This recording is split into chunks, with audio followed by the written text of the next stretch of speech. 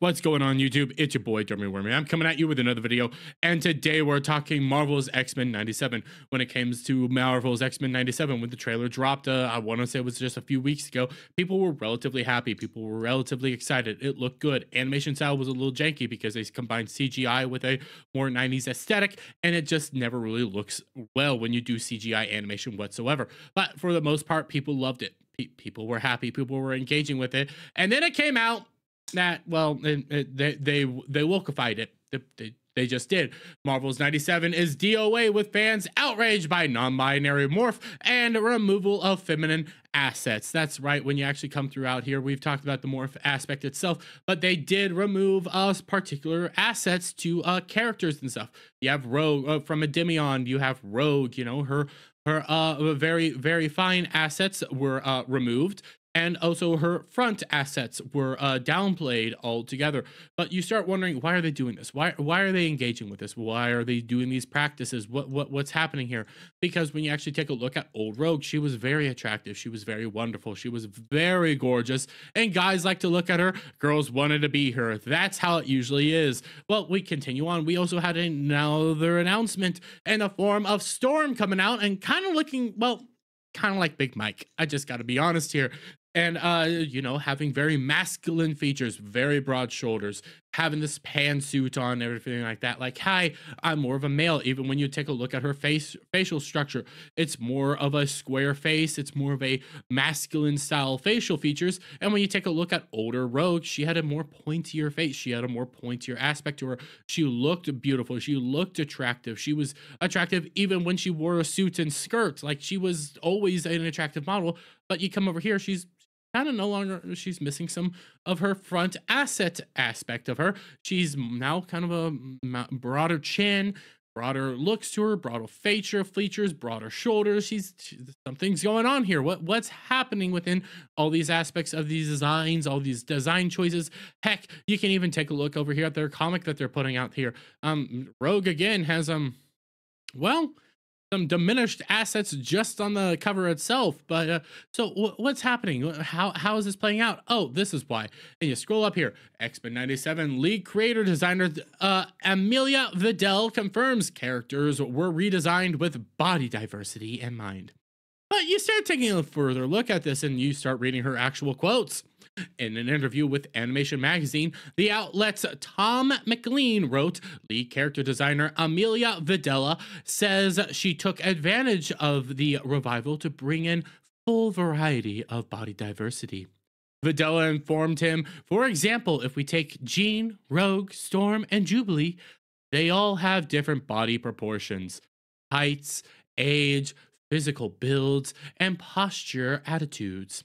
X-Men are so different from each other. Celebrating those differences makes each character unique and special. Okay, so that's why you diminished everything. But take a note. Just take this little note.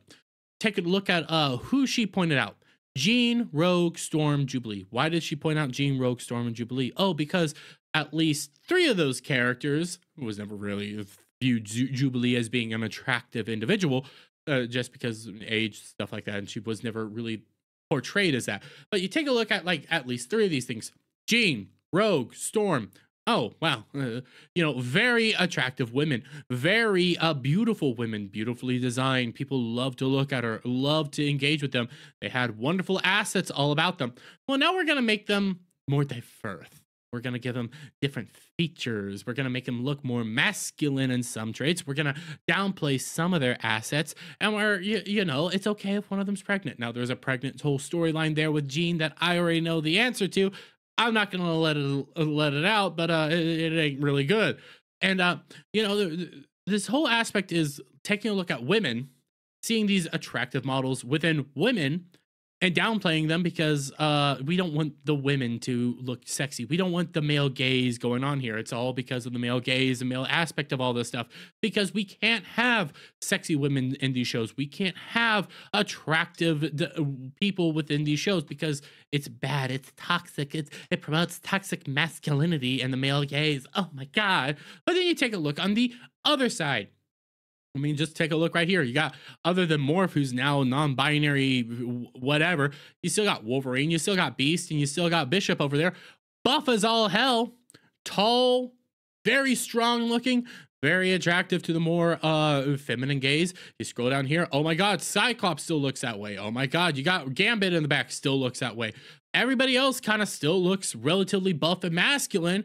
So then why can't we have the women look more feminine? Maybe they can keep those aspects of them, that those little assets, the front assets and the back assets that people really liked and cared about. Oh, because again, male gaze. You can't have sexy things. You can't have attractive looking things. You can't have beautiful looking things that will get men interested and women interested alike, because fun fact, women like sexy women too. It's just the way the world is. You can't have those things because it's toxic, it's demeaning, it's bad. But I mean, are we really shocked here? Are we really shocked that they screwed this up? Are we really shocked that they're taking this away because of diversity reasons and pushing these agendas and everything like that? When the whole show was, I mean, literally the creator of the show was picked because he's black and gay. That's right, guys. Remember, Bo DeMayo was legitimately picked because he was black and gay. That was the sole reason he was picked. That was the sole reason he was chosen to do the show. And sole reason to push this is because he was black and gay. His own words even tell you that. His own words were, he's black and gay, that's why he was picked. So then when you start seeing these aspects of the show being changed, you start seeing these things being changed. Oh, it's not because they were actual fans. Even if Bo DeMayo comes out and says, hey, I binge watched the whole thing, I've seen the whole thing, I know what happens. That doesn't mean you're an actual fan. That doesn't mean you actually know what you're talking about. That doesn't mean that you have any realization within this, and you start promoting that throughout the entire show. That's why characters start changing up their aspects. That's why characters start becoming non-binary or losing their front and back assets, or start losing any of these qualities that people liked within them because they came at it from the wrong perspective in the very beginning. But I'm going to leave it there, guys. Let me get you guys' thoughts on all this down in the comments below. If you like this video, please give it a thumbs up, share it out, friends, hit that subscribe button, hit that notification bell for every time I put out a new video and go live. And I'll see you all on the next one. Bye for now.